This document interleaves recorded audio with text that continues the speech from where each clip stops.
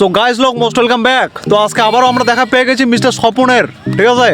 তো দেখা যাক স্বপনের কাছ থেকে আমরা কি আজকে শুনতে পারি। তো মিস্টার স্বপন এখানে আছে। স্বপন এদিকে আসো, কাম।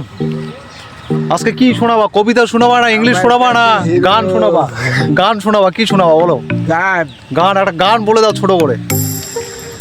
আকাশ ঘিরেছে মেঘ করেছে খুকু গেল জল আনতে পদ্মনগীর ঘাটে দিকে পাগল করি ছায়া থাকে। মিস্টার স্বপনের কাছ থেকে বহুদিন পরে এই লোকটা আফ্রিকায় ছিল। আফ্রিকায় থাকার পরে আমেরিকা যাওয়ার পর লন্ডনে গান শোনাচ্ছে। লন্ডনে গান শোনার পর সুইজারল্যান্ডে গেছে, কবিতা শোনাচ্ছে। আর সুইজারল্যান্ডে কবিতা শোনানোর পরে ইন্ডিয়াতে আসছে, ভারতে। এখন শীতলকুচিতে থাকে আর কি, ঠিক আছে?